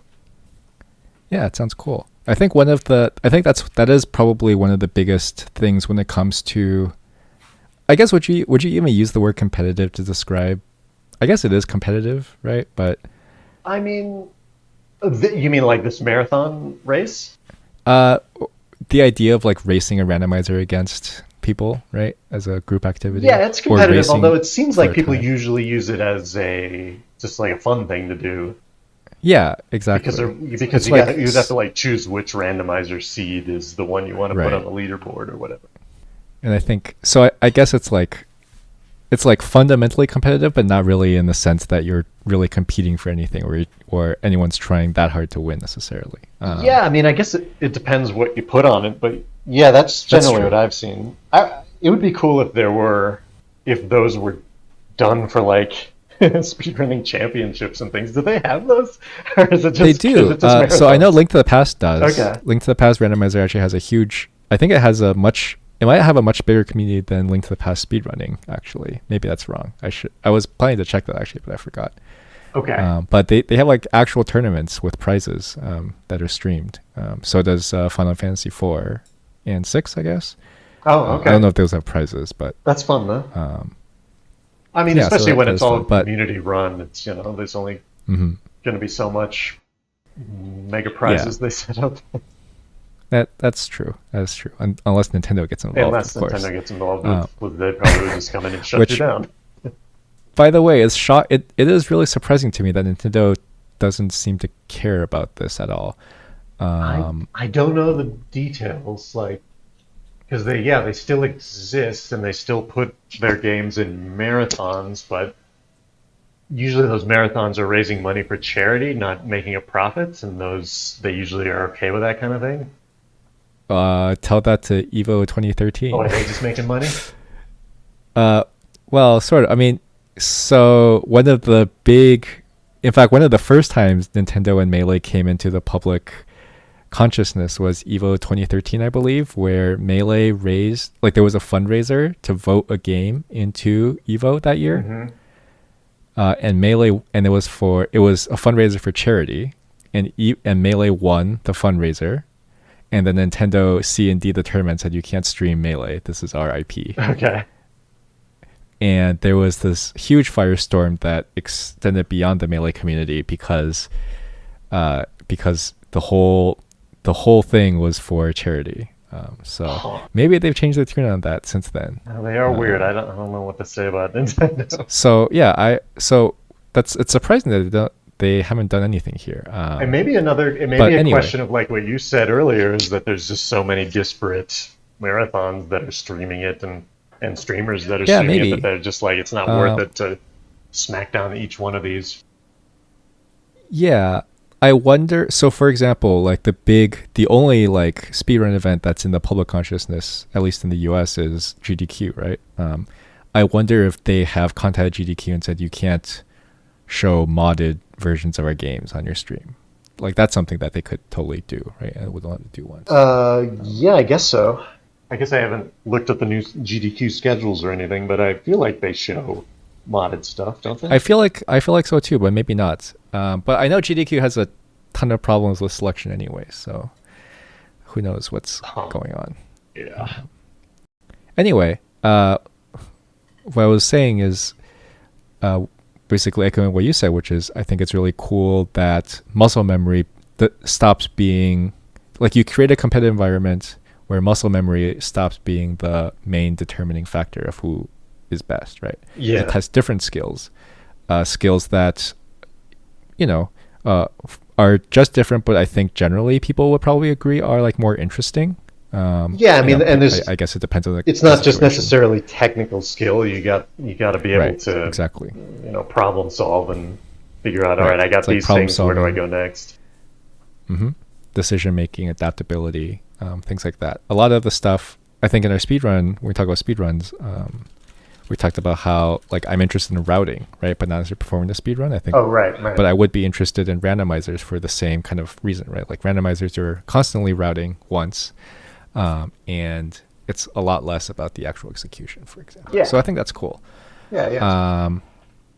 So one thing with randomizers is they remind me a lot of procedurally generated content. Oh, sure. But you actually said you don't like procedurally generated content. Yeah. I'm actually very curious about why that is. So I wouldn't say I like blanket hate it in all cases or anything, but generally when a game says, "Oh, we have procedurally generated levels and stuff," right, or even worse, like procedurally generated story and characters and stuff like that, right. I believe that no computer program yet has come to the level of quality of people crafting something intentionally. Yeah, of course. So it can feel, games that are procedurally generated, I'm trying to think of ones that I have played. Binding of Isaac? I did play a little Binding of Isaac. I can I'm okay with it in the context of some roguelike games, because it's like, It's basically a random. It's like it's meant to be, the whole game is meant to be replayed and replayed and replayed and replayed, and that's one thing. I guess NetHack is the first, or Rogue, the original Rogue. Oh, I haven't played that. They're that old, but I haven't played that one. But Binding of Isaac I dropped because I find it too ugly to hang out in. Gross. Yes, it's gross and ugly, and I don't want to sit around in it all day. How a game world is to hang out in is a huge deal to me. That makes a lot of sense. But that makes a lot of sense. We could do a whole episode, I think, on procedurally generated content. Sure. But excuse me, from that perspective. Yeah, for sure. I mean, No Man's Sky is all procedurally generated planets, and it can make some interesting and beautiful places, but it can also make... But here's the thing. When I know it's procedurally generated, yes, I look at a cave in the distance and think, okay, well, that could be a thing where I can get to use my new item and try a bunch of puzzles, or it could just be a hole in the ground that's nothing. It can be something that's well designed, or it can be just a big loop or something. And I don't like... Yep. If I go into a situation expecting procedurally generated levels, I don't know, I feel shortchanged. I feel like it's not designed, so it's just so... I'm just playing with mechanics, which can be fun, but if I'm playing... I think of actually back to... I really like the original Secret of Mana game, and there's one in the Mana series that I think every level is procedurally generated or randomized in some way. And I remember playing a little of it, and it just didn't flow together in any sort of interesting way, and I totally just bounced off of it because I was like, it feels like I'm just getting... It feels like it's just a computer spitting out stuff rather than something that was designed. And I don't know. I totally get what you mean. One thing. So if we take like Binding of Isaac as an example, one thing that becomes really clear pretty soon is that all the levels are more or less the same, right? Like the rooms, yes, they're technically different. But there's sort of a clear set of patterns that the rooms fall into, and over time there's not that much variety between them, right? Yeah, eventually you see sort of the limits and the borders of everything. And sort of that's one problem with procedural generation, which is that like there's clear boundaries set on sort of the space, and the space is very large that you can generate, right? Like the total number of permutations might be very large, but sort of the design, I think what you're pointing to is like that space is designed, right? But that space is only designed once, and everything kind of is a random part of that space, and you sort of lose wow, this is totally different than that. Right? Yeah, exactly. And you don't come to expect any surprises either, because exactly. So one other example, I think it's really interesting that you mentioned characters. So when you have randomly named characters, it stops kind of being exciting to see the characters, or like you lose the ability to sort of make a real connection with the character, right? Because once you get a certain number of them, you kind of understand like the random first name comes from this list, and the random last name comes from this list. Yeah. And the name becomes just a placeholder and not a name that the way you would normally think about it. Right, and if you're getting, and especially if you're like getting them in some sort of random order, it's like there can be no planned story for this, unless they did every single permutation, which nobody does that. Right. The whole point of procedure-generated content is that it's impossible to do every right. Exactly. Or it makes it bigger than what anyone could do. Finitely impossible. Yeah, which is, and again, like I do think there's uses for it, and I have liked stuff in roguelike games. Isn't like Hades procedurally generated? And there's a lot that you can. So, for example, Civ. If you play Civ or any other 4X game, the maps are usually procedure generated. Oh, okay, yeah, that's right. But so there's a lot of applications, but I think what you're pointing to is this sort of blanket, everything is procedure generated application, which has a lot of the issues you come up with. I have some ideas about how both this and AI could be used as part of the design process and not part of the game, but we can save that for later. Yeah, I think we can solve. Let's make a note of that. Yeah, I think we can solve a lot of the problems we're pointing to by moving the procedural generation earlier in the process, basically. Okay. And not just making it on the what we would call the client side, right? Make it on the developer side. Okay. We'll have to get more into that. Yeah. But we are almost out of time, right? But I wanted to touch on one thing very quickly, which is what are some of the things you see? What are some of the problems with randomizers? So one I definitely see is they can be really hard to set up, right? And for Sierra games, I imagine it's even harder because of you already have to run it in some like weird software in the first place. It really depends on which game you're talking about, because Quest for Glory 1 has the advantage of being sort of an open world game. Like you can go everywhere from the start, and you can do things in different orders, whereas a lot of the games are more linear and more like movie story based. Right. And it's harder to randomize stuff in that context. But yeah, in terms of changing the game, according to the guy who developed it, it's actually pretty surprisingly easy to do what he did. That's what he said. Okay. But that's interesting. But yeah. But I also mean for the user, right? Like if you are a casual player who just wanted to try it, I think a lot of times it can be pretty hard to set up. At least in my experience. Yeah. Or you mean hard to like set up, like the program, or just to figure out how to use it, like the player? Yeah, or both, right? Like if you just come in and it's like, hey, I want to play a randomized version of this game. You often have to go through like 12 steps, right? Yeah, you got to get something out of GitHub. Especially if you want to play it on original hardware, which I know the Link to the Past community does. Oh, that's interesting. They make them into cartridges somehow? I don't know the details, but they can play it on they do play on original console? hardware, and they can even connect to the internet. One thing I didn't mention is that Link to the Past has this thing called Crossworld, where you can find items, randomized items for other players that you're currently playing with. Oh, cool. Yeah, that's cool. I think Super Nintendo originally, at least in Japan, was going to have an internet upgrade, but really, I don't think it ever got it. Yeah, and then around that same time, there was Satellaview, I think, in Japan. Do you know about Satellaview?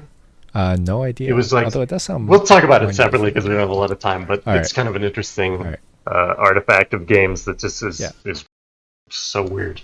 Because it was basically you played at certain times, and the game was beamed to you from satellite, and basically like at 7 a.m. Eastern, and this day, there's going to be a new Zelda level that everyone can play, and for these 2 hours, and it's like an event.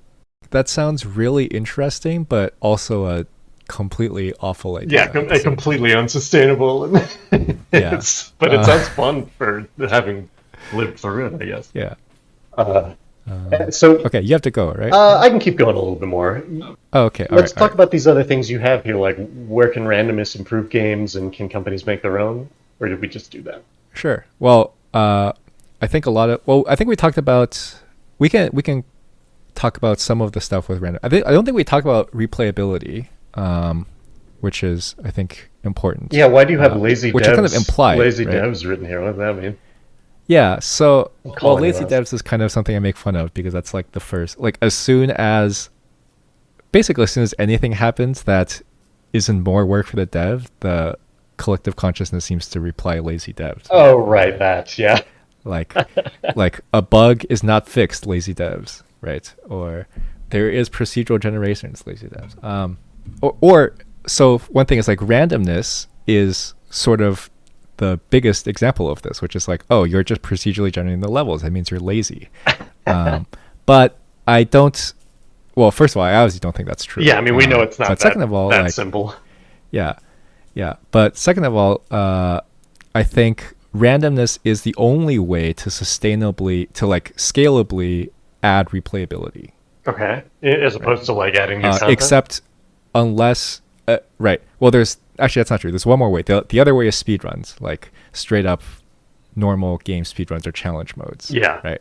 Basically new modes with the same content. Right. But I think that will get bored for the vast majority of people. That will get boring for exactly the same way as the old content get boring. Yeah. The other way is to actually just make new crafted content, like design content. Yeah. That's obviously not sustainable either, not for the scale that randomness adds, right? Oh, but by adding randomness to the you game, mean like randomness essentially can add more replayability by itself than yes, a new I think it can champion or add new like level or whatever? orders of magnitude more than both of those options, both of those other options to add. Yeah, I think so. Replayability. Yeah, remixing right? the stuff you already have. Yeah. Because random, like you said, or like we've been talking about, randomness. But the randomizer, for example, has so many permutations, so many options, which can be something a little daunting.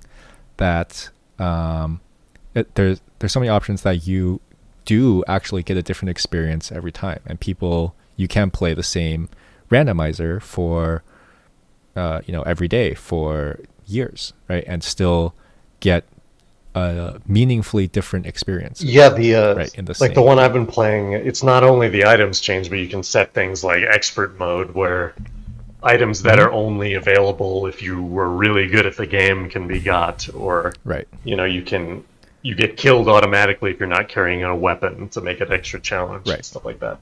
And if you think about the sort of games where you can actually people do commonly spend a ton of time in them, well, I guess that's true. There's one, like competitive games can also be replayed a lot, right? Like chess, for example, is a very there's always the person you're playing against is the randomness. Right. The person you're playing against is a change, right? But if we exclude, basically, for a game to replay, something has to change eventually, right? There is a very small subset of people that can just do the same thing over and over. These are speedrunners, right? But for the vast majority of people, something has to change for me to go back to doing speedrunners are, I guess, classically high scorers, right? Right. High scorers. But those are small, like I'm not even one of them, right? And I feel like I have a high tolerance doing the same thing over and over again. But I do think if you're going to leave it as a single player experience, in other words, you're not going to change the other people you're playing with, then one of the most sustainable ways to add replayability for a low or scalable cost is randomness, right? Yeah, okay. One way or another. Which I think is the biggest value. What was I going to say? Yeah, I just think that's a high value proposition. Like if you add a system like a randomizer, which so for example in your case, like that seemed like it was easier than you might expect, right, to implement. It's clearly something that one or a small group of people can do in their spare time, right? Depending on the game, right, because that's what most community randomizers are. They're made by one or a small group of people. And you typically don't have to do asset changes. Like you don't have to do art and animation and sound that are really expensive time things. Yep. And that's what if you make a new DLC for a new story DLC for like Resident Evil or whatever, you do have to do all of that, right? And that's why those things cost like $30 or whatever. So I think that's one of the biggest improvements. And I think the other thing is something we already talked about, which is strategically it changes the sort of how you can win the game, basically. Right? It's no longer just execution.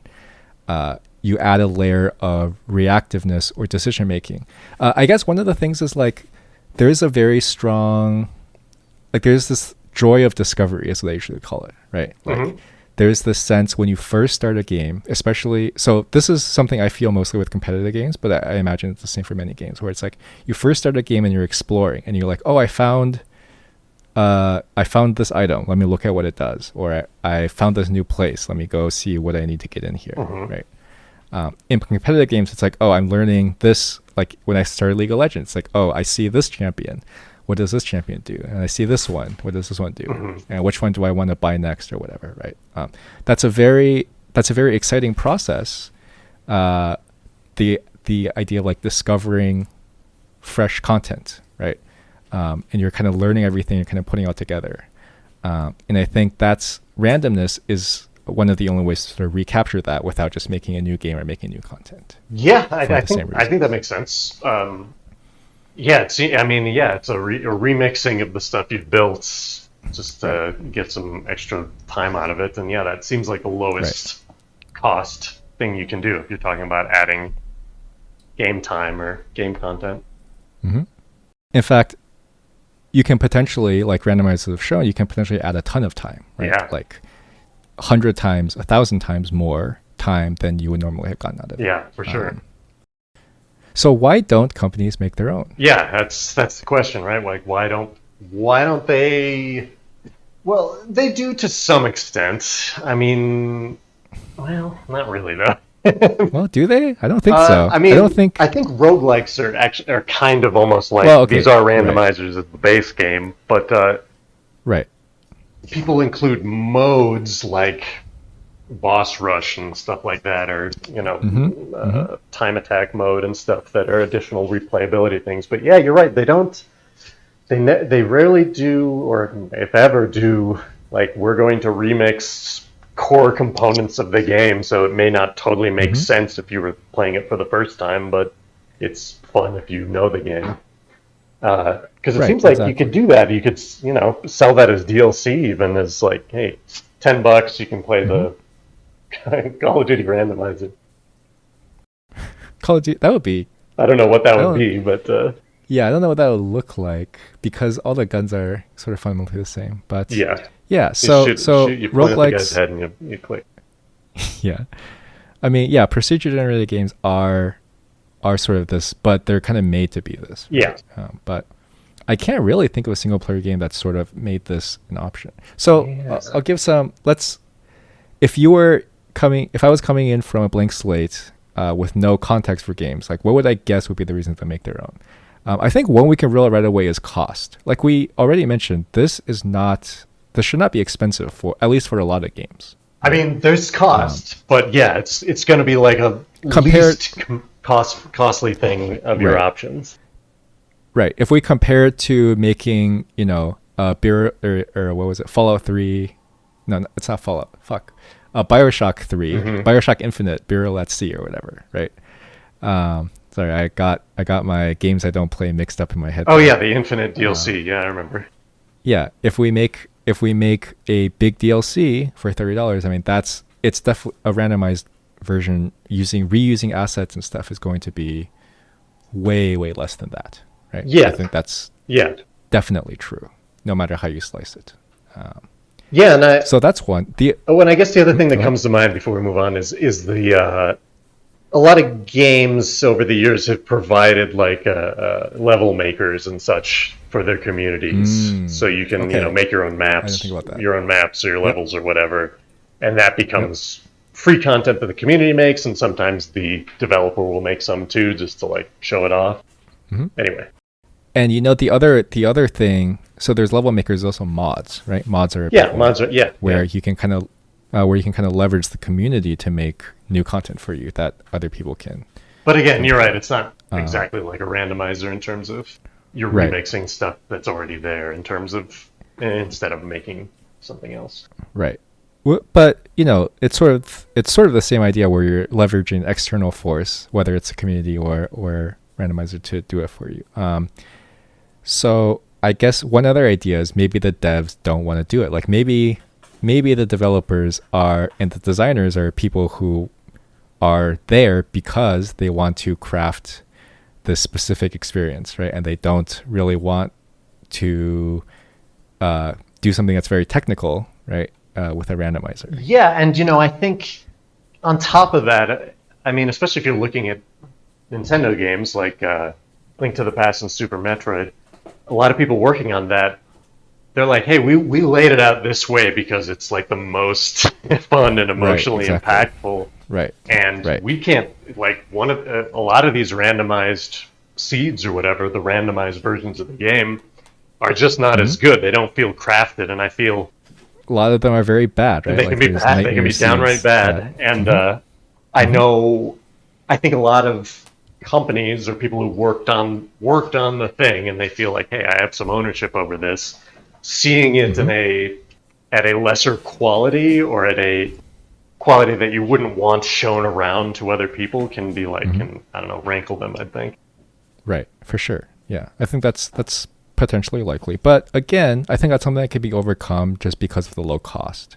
And it's like you can message around that. You can be like, "Hey, this is the experience, the intended experience." But yeah, exactly. Maybe when you're done with that, you can do this, and it's kind of, it has stuff we can't predict in it, so it might not always be perfect, but it's more fun. Exactly. It's additional fun. And you don't need the whole dev team to be on board, right? You only, in theory, at least based on the community experience, you should only need like a small number of dedicated people with an interest in the engineering side, because it's not really even design doesn't really need to get involved at that point. I mean, at some level, right? Yeah, I mean, you probably want to design. There's some designing of like what even is, like the logic and stuff like that. Yeah, and there may be some new assets you have to make, but usually it's all just engineering, I would think. Right. And the last thing, and I think this is potentially the most important reason, is how many people, out of the entire population would actually buy it. Yeah, I mean, that could be the question that boardrooms are asking right now, is like, is this community big enough that it would be worth it? Right. And I don't know. Yeah, I don't know the question. I don't know the answer to that. I don't know either. It certainly seems popular to me in the hardcore gaming circles, but I don't really know. I mean, that can mean a lot of things. That can mean very small and hardcore, or like it can be very popular. I'm not sure, but I guess if we're predicting the future, I would guess that companies are gonna start doing this sooner or later. I would be surprised if they didn't. Right? Yeah, I would be really surprised if nobody started doing this. It may just be like the big boys don't want to take risks on stuff like that. Like a lot of these companies are very risk averse, hence Call of Duty 8 and Mario 9. You don't see a lot of, like, movies nowadays. You don't see a whole lot of new ideas, not because people creating games don't want to make them. It's because the companies publishing them don't think they will sell as well. Like, that's it. Yeah, which sucks. That sucks. But I wonder, I bet there's probably some number of indie games that have done it, if I have to guess. But yeah, it's definitely something that's not been mainstream. I guess that's I would be really interested to really dig into like player demographic data, like the sort of things that we don't really have access to externally. Because it's so common to just hear like, oh, well, the casuals this, the casuals that, the hardcore gamers, the hardcore players are only a tiny slice of the community. I believe that's true in vague terms, but I would be really interested in see like, how big is the slice really? Are we talking like 1 out of 1,000 or 1 out of 10? Because those are two vastly different numbers when you get to... Well, and what is your definition of hardcore? Is it a certain amount of hours they play a week, or what? Yeah, exactly. Well, it depends, right? I guess you would target it to... So in this case, we would... Or are they doing we would guess that like... Yeah, in this case, we would guess that like, okay, well, hardcore gamers are players who would play the game for a second time. I think that probably qualifies, right? Because I feel like for a lot of games, like single player experiences, quote unquote casuals, a lot of casuals won't even make it to the end, right? Yeah, I mean, I think it's kind of a pitfall to start using words like casual and hardcore. I agree, right? You just kind of got to define So what your major groups are and how they, if you can group them at all, if they're not totally disparate, which they're usually not. For sure. They're usually not, right? And that's what I mean. Like, I would really want to dig into the actual numbers. I mean, if we can get... Yeah, that's the hard part. Them, right? So everyone keeps this stuff as proprietary data. Exactly. They have their own data and they don't share it. See, it's so unfortunate. This is something. It's so unfortunate because, if you talk in vague terms to protect yourself, but as a result, like, the discourse externally is so bad. Right. So because you don't. Yeah. So when I first started working in games, before digital sales were very big at all, everyone in the industry relied on NPD data. Do you know NPD? Sounds It's familiar, basically but no. they are the group that it's also narcissistic personality disorder. It's the group that Sure. it's the group that basically works with all of the physical retailers, all the stores, the Okay. Best Buys, the It's GameStops. like Nielsen, but for retail. Yeah, I'd say it's a little better than that. Nielsen Oh, is okay. All even right. even less exact because it's like Right. Right. they literally like randomly pick people to have a box on their Yeah. TV that tracks what they Yeah. do, and they literally call people on the phone to make them do surveys, which will get you a whole lot of Right. old people, uh, Yeah. Yeah. not a Yeah. lot of young Yeah. people. That's true. Uh, anyway, the NPD group had all the sales data, so we'd be able to see sales data. I'm trying to think if it was. I think we could see. We might have been able to see sell in and not sell through. Do you know the difference? Sell in is like I did at some sell point. in is the amount of games that the publisher sold to the store. Sell Oh, through okay. is the Okay. amount of games that people bought from the store. And so I see. sometimes, if you don't know one, sometimes you can only know one for some reason. I can't really remember. Okay. But anyway, I see. let's forget about that. The main point is we knew basically what people were getting at stores, but as the time went on, and it was people buying things from Xbox Live or Steam or whatever, they have Hmm. that data, and they will only, and sometimes they won't even do this. They'll only give you the sales of your own game. Right. Whereas NPD, you could look at the sales of everybody, so you could see like, oh, this game Right. did this game did that. Nowadays, it can be a lot more unknown and based on what the company says they did. So it's not necessarily Right. even true. Right. Yeah. I guess if you're Blizzard or Activision, you have no. You control your own data, right? Yep. And there's no way for anyone to tell if you're lying or not, except for like a federal audit, I guess. Yeah. So I mean, you can put out whatever you want in PR. You can say Right. this was our biggest launch ever or whatever, but Right. I don't think they do huge lies like that, but they definitely Right. uh, Massage the yes, numbers. exactly, Right? yes. Yeah. Yeah. See, I just I wish more data was known from like large publishers just to sort of improve the public discourse. If you know what I mean. Yeah, And also my own ideally we would discourse, be able to see it, right. Uh, Because it but is that's like all. you said, it is so counterintuitive to keep saying things like casual and hardcore, and just we can only guess at what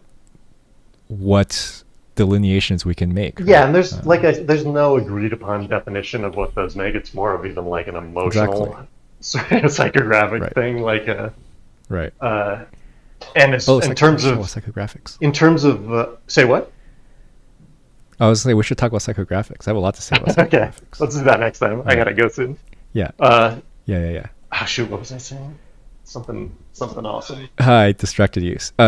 You said there's no agreed upon Oh yeah, definition and for. and I'd argue that most people out there posting on the internet, everyone has like a sort of a different idea of what hardcore means or how well games do. Like people Of don't course. people Of don't course. generally know. It's kind of like I would compare it to like liberal and conservative Yeah. sort of labels. Yep. Like people have totally different ideas of what that means depending on where you Right. stand. So Exactly. Which they're not. I don't think anyone necessarily has an agreed upon definition of what those means in America at this point. no, But no, they don't. you know, just the other one is the enemy. That's about all That's we can part of agree the on. fun. They don't want you to know exactly where you Yeah. are. Exactly. It's all about which tribe you're in, and not about what you Yeah. actually believe What in. emotional buttons I can push in you. One very last point Uh-huh. on which you just reminded me of. There's recently there was this talk about like Melee or Smash tournaments, right? Like what is the texture of a Smash watcher? And I think one of the disagreements people had was I guess we didn't get to this, but the CEO of Panda had this idea that like there is a linear delineation between a casual and a hardcore fan, and a casual will never watch a tournament, and a hardcore fan are the only people that will watch the tournament. Okay. Right. Huh. And I think it's if you do if you do your own research, and by which I mean you talk to people that play the games, that's clearly not true, right? I think League of Legends Worlds can probably attest to this too. If you've ever encountered anyone that's like worked on that or looked at the data, which is like a ton of players will tune in only for Worlds and not really know much about the competitive scene and just kind of watch the colors fly by and be like, oh, I played that champion is sick. Right? Oh yeah, and I mean you make a big spectacle like that, and make it entertaining and have people explaining what's going on in a way that is accessible. Oh, for sure, you'll get lots of totally casual people that are, people that are play the game, only play ARAM, but like dress up as the characters. That's another type of hardcore, but there's all kinds of people that get into that. And I think I just want to know more about them. Me too, and I'm curious too, like what sort of numbers Twitch does, and in what categories, like what people actually watch a lot of. I mean, I guess you can get inferences based on the live viewers you see on the channels, but I don't know. Yeah, I don't have a good sense of it. I know YouTube does a lot. If you have a YouTube channel, and you're allowed to share this, so maybe we can find some people that have shared it. You can get a demographic breakdown of your viewers. I mean, I have a YouTube channel. I could do that. You can post this podcast. It would be all 35 to 50. I see. Probably. I don't know. Okay, maybe we'll do some research, and maybe we can make a segment out of like trying to find some numbers out there somewhere. Sure. And adding it to our. Yeah, I'm interested. Collection. And see what we got. Yeah, I was gonna say we should define what hardcore casual people mean, but I think it's different for every game, kind of. So. Yeah, I think it's different for every game, and I think it's something that. This is my tier list thing, which is like, okay, we can start with an idea of what hardcore means, but we should quickly abandon that label for more interesting labels. Yes, you got to abandon that. This is what this is the thing we look at in marketing research and segmentation analysis. Is you try to you try to group people together in ways that they are similar, and then give them a label that is evocative of something. So it's not like there's single player campaign people, or the weekend warriors that only play the campaign and maybe try multiplayer once or twice, but they never go over more than like 5 hours a week of playing video games, period. So all these things sort of go into.